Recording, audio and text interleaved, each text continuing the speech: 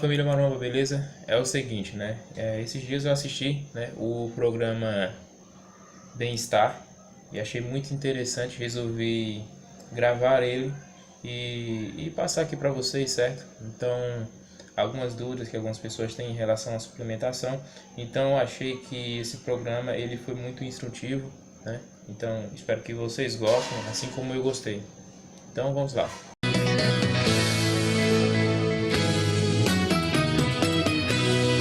O segredo é que músculo também precisa de alimento. É a proteína. Ela está nas carnes, no ovo, no queijo, no leite. O ideal é que nós façamos esse consumo de proteínas ao longo do dia em todas as refeições. Mas nem sempre é possível.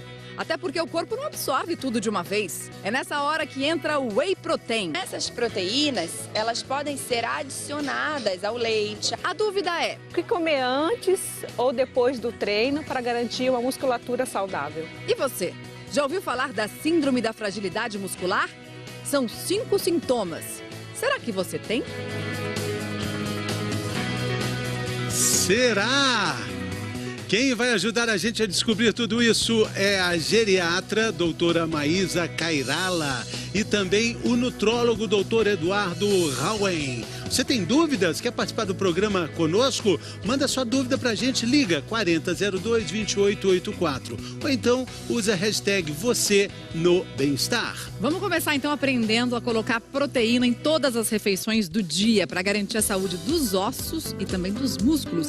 E vamos descobrir ainda quando é a hora de suplementar. Valéria Almeida mostra pra gente. Um pãozinho com manteiga na chapa e um cafezinho. A pedida é boa e faz sucesso. Agora, para ser perfeita, tá faltando uma coisa aí. A proteína ela é um nutriente essencial para o nosso organismo, porque após ser digerida, ela gera pequenas substâncias chamadas aminoácidos que vão construir tecido, pele, cabelo. Então, para começar bem o dia, que tal um recheio nesse pão? De todos os alimentos aqui presentes, o ovo é o que tem uma qualidade de proteína, assim, vamos dizer, mais fácil de ser conseguida de manhã, no café da manhã. Tem também o leite e o queijo Minas, né? Em geral, cada pessoa precisa consumir por dia 1 grama de proteína para cada quilo de peso corporal. Então, se você pesa 70 quilos, precisa de 70 gramas de proteína. O ideal é que nós façamos esse consumo de proteínas ao longo do dia em todas as refeições. Então não adianta comer aquele pratão de churrasco na hora do almoço e achar que já deu conta que não. Que não deu, porque o seu corpo tem uma capacidade máxima aí de 25, 30 gramas de absorção do alimento. Então não adianta a gente comer muito e não comer nada na próxima refeição. Se com a alimentação a conta não fechar, dá para usar um suplemento de proteína. Pode complementar com proteína em pó. Então essas proteínas, elas podem ser adicionadas ao leite, adicionadas ao café, adicionadas a uma fruta, para que possa corrigir esse déficit de proteína. E logo, logo vai ficar mais fácil entender o que cada suplemento alimentar oferece. De acordo com uma nova norma da Anvisa, as embalagens deverão ter todas as informações necessárias para que o consumidor saiba exatamente o que tem nele e para quem é indicado. O suplemento de proteína, antes ele era indicado apenas para o público de atletas, então uma mudança importante que a norma fez foi ampliar, né, o público que ele pode ser indicado. Então, no caso das proteínas, desde crianças acima de 4 anos, de 4 a 9 anos, adultos, gestantes, lactantes, todos esses podem consumir o suplemento de proteína. E nessa regulação, a gente está reconhecendo a alegação de que, de fato, o suplemento de proteína ele auxilia na formação de músculos e ossos. Mas olha lá, proteína em pó não é para substituir, é para complementar. Até porque os alimentos têm outros nutrientes importantes para o corpo. Fonte de cálcio, fonte de magnésio, fonte de vitaminas, né, os antioxidantes, que fazem parte de toda a engenharia metabólica aí, né, do corpo. Dr. Howie, nessa engenharia do nosso corpo, a gente não absorve todas as proteínas da mesma maneira, né? Por isso a gente montou um ranking aqui para a gente descobrir qual proteína a gente absorve melhor e qual a gente tem um pouquinho mais de dificuldade de absorver. Exatamente. As proteínas são divididas em proteínas vegetais e animais. O que diferencia a capacidade de absorção entre elas é o seguinte: a proteína animal, existe mais aminoácidos essenciais. São aminoácidos que a gente não consegue produzir, a gente tem que comer de fora. Então, por isso que as proteínas animais, ela acaba tendo um valor biológico, ou seja, a capacidade da gente comer e utilizá-la é maior do que uma proteína vegetal. Então, você já deu uma pista aqui para o nosso ranking. Em quarto lugar, vamos abrir a nossa janelinha do ranking aqui. Estão as proteínas vegetais. E aí a gente vai colocar aqui em cima algo que muita gente está acostumado no dia a dia, que é o feijão. Mas poderia ser o grão de bico, poderia ser a ervilha, a lentilha, também entra nesse lugar aqui do ranking. Muito bom. Das proteínas vegetais. E em segundo lugar, a gente tem aqui, então, em terceiro, estou falando de trás para frente, né? Em terceiro lugar, a proteína animal. E aí vale qualquer proteína animal? Existe diferença entre elas, né? Por exemplo, como é que é classificado esse valor biológico, né? Qual que é a melhor proteína? Dentro dos alimentos, a melhor proteína é a proteína do ovo. Tanto que a classificação se baseia no ovo como 100%. Ah, então você já... Peraí, mas calma, eu tô falando aqui primeiro das proteínas animais aqui, das carnes e dos peixes. Isso. Tanto faz. A proteína animal, por exemplo, a carne, o peixe, o frango, são proteínas completas, ela tem o número de aminoácidos que a gente precisa, então é uma proteína com um excelente valor biológico. E aí, passamos para o ovo, que é uma então. outra proteína animal, né, que vem da origem, que tem o maior número de aminoácidos essenciais, então é uma proteína que a gente consegue absorver da melhor forma e utilizá-la. E em primeiro lugar, aqui... Então, sempre falando em alimentos primeiro, né? Então, alimentos a gente entendeu aqui como é que funciona o alimento vegetal, a proteína vegetal, a proteína das carnes, a proteína do ovo. E para ajudar, existem o que a gente usa de recurso hoje em dia são suplementos, que no caso aqui, acima da capacidade do ovo, são suplementos de whey protein. Desmistificando um pouquinho o que é o whey protein, o whey protein é uma forma de você entregar nutriente que não pelo alimento.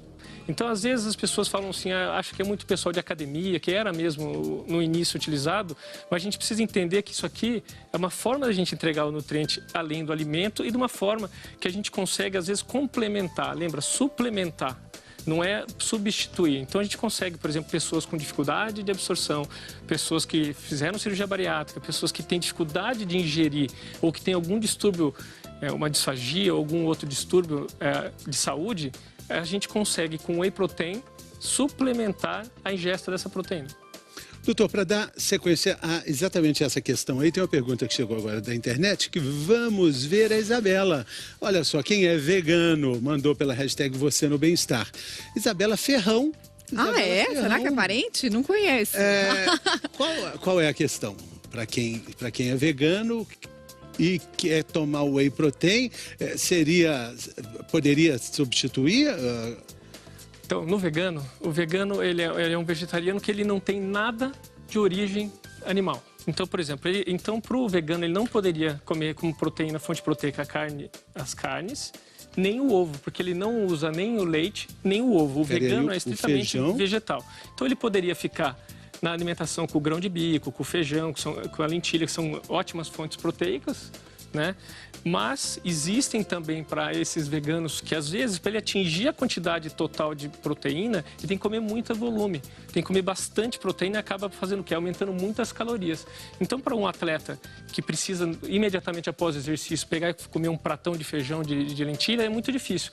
Por isso, existem suplementos proteicos vegetais, que é uma forma de você concentrar da ervilha, do feijão, do arroz, da proteína, ele concentra uma quantidade maior numa quantidade menor, igual o whey. O whey é o quê? Pega tudo do leite, uma quantidade grande de leite, concentra, tira toda a parte ruim do leite, concentra a proteína. Não, o whey é o nome sempre para proteína do leite. Então, o whey é uma concentração de proteína do leite. Só posso chamar de whey o que vem do leite. E esse suplemento vegano, ele tem tanta absorção quanto o whey ou um pouco menor a absorção? Ele é menor, ele tem a menor absorção porque é uma proteína de valor biológico menor. Mas como ele consegue aumentar a concentração, então a gente consegue ter bons resultados com uma proteína vegana. Agora, doutora, com relação aos idosos, a especialidade da senhora, muitos têm dificuldade de absorção e a dificuldade de comer proteína, mastigar a proteína, né? Sim, é verdade. Os idosos, seja porque eles moram sozinhos, seja porque é mais difícil fazer a comida, eles preferem, por muitas vezes, alimentos mais fáceis. Entenda-se por mais fáceis os carboidratos, como o macarrão. E isso não tem o valor proteico que eles precisam. Em média, 1 grama por quilo de peso, em média 70 gramas de proteína por dia, um idoso, isso dependendo das doenças dele, isso significa 2 bifes, 1 ovo e leite. Nem sempre na dieta geral de um idoso, principalmente o idoso sozinho, o idoso mais debilitado, consta esse número de proteínas. Então ele precisa ter uma atenção maior com isso. Precisa, né? uma atenção e por muitas vezes usar o suplemento alimentar por uma melhor alimentação. Ele precisa de proteína para fazer músculo, né? O músculo precisa se alimentar da proteína. E aí a gente entra numa outra questão, né? A questão da diabetes, né?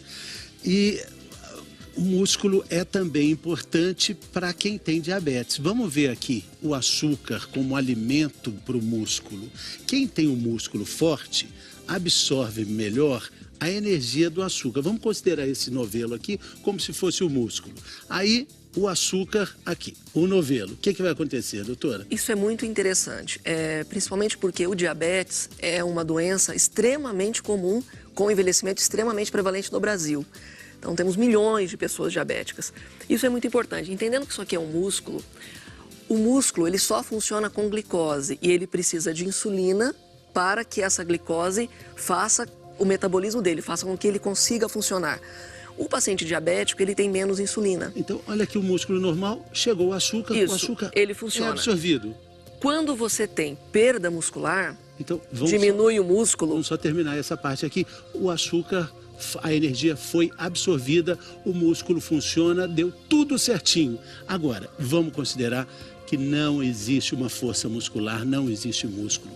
Vem o açúcar, não existe absorção, não existe forma de absorver essa insulina, essa energia, e aí acontecem os problemas, doutora. Sim, a insulina, a glicose, ela não fica no músculo, ela fica fora do músculo, então aumenta a glicemia. E uma vez um paciente tendo glicemia alta, ele também degrada a proteína. Então veja, Fernando, o paciente idoso ou não idoso que tem a glicemia alta, ele perde músculo e ele tendo menos músculo, ele tem menos glicose no músculo, sobrando mais no sangue, aumentando a glicemia. A gente sabe que o aeróbico ajuda a emagrecer, mas e a musculação? O músculo, ele é um tecido, mas a gente agora já considera ele como um órgão endócrino, porque a gente sabe que é ele quem produz várias citocinas que agem de maneira positiva no nosso corpo, aumentando o gasto de glicose, aumentando o gasto de gordura. A musculação, ela é aliada do coração? É sim, ainda mais para pessoas como o próprio Anderson, que são diabéticas. Pessoa que faz musculação ou treinamento resistido diminui a resistência à glicose, ou seja, facilita a entrada da glicose na célula. O que comer antes ou depois do treino para garantir uma musculatura saudável? Antes de um exercício físico, é muito importante que se consuma fontes de carboidratos com proteínas, como, por exemplo, uma tapioca com frango, um iogurte com aveia ou uma batata com ovos. Já no pós-treino, é importante que enfatizamos o consumo de proteínas. Fala isso, tá? Aê, gordinhos unidos, quilos perdidos. Então vamos saber qual é a melhor hora para a introdução dessa proteína depois do treino, não é? Olha a pergunta aí do Matheus. Comprei o whey protein, mas não sei que horas tenho que tomar. Tomo antes ou depois da musculação, doutor? Essa é uma pergunta muito comum, né? Os trabalhos científicos, eles indicam que tanto antes quanto depois são eficientes. Não tem muita diferença se você consumir ele dentro de meia hora, 1 hora antes, até 2 horas depois. Então, é uma janela de oportunidade muito grande consumir antes e depois. Tanto whey quanto os produtos? Tanto quanto alimentos? Eu sempre voltando assim, os suplementos é suplementar. Então, sempre eu dou preferência a uma alimentação. Se ele conseguir tomar um café da manhã em casa e ir para atividade física, nesse café da manhã ele coloca proteína. E depois da atividade física ele entra com suplemento alimentar. Tá. Agora, e a saúde dos ossos? Também depende, de uma certa maneira, dos nossos músculos, da musculatura forte? Depende muito. Mariana, isso é uma grande verdade.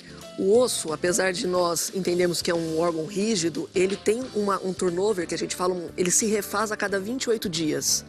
E isso é contínuo, e ele precisa dos músculos justamente para tração e fazer com que esse turnover, ou seja, essa renovação do osso exista de uma forma mais eficaz. Então, é importante o impacto para que esse músculo contraia o osso e tenha força no osso. Então, o osso, tanto o impacto quanto o mecanismo hormonal que faz, quando você faz uma atividade física, uma musculação ou uma caminhada, fazem os osteoblastos, que são os ossos, são as células dos ossos, crescerem e formarem osso. Por que é tão difícil ganhar massa muscular depois dos 40? Ô, Ângela, obrigada por essa pergunta, viu? Tô sentindo na pele isso. Por quê? Na verdade, existe mesmo uma modificação. O seu Vitório é um grande exemplo, é um nonagenário com 93 anos e com uma força muscular e uma velocidade, nós observamos no vídeo o quanto ele é rápido. Na verdade, Mariana, nós envelhecemos a partir dos 28. É uma triste notícia. Boa notícia, gente. Envelhecemos a partir dos 28. E existe uma transformação de fibras musculares. As fibras lentas, elas ganham espaço e deterioram as rápidas. Então, toda vez que a gente fala em envelhecimento e metabolismo, é pior quanto mais velhos nós somos. E tem um outro grande viés, que é a diminuição da atividade física, a mudança de trabalho, a mudança do tipo de alimentação. Mas é importante dizer que existe um resgate dessa massa muscular desde que você treine. É importante você começar antes para ter bastante músculo quando chegar mais velho. E nunca parar. Se o whey protein engorda, Dr. Howen? Olha, é uma pergunta de duas respostas, né?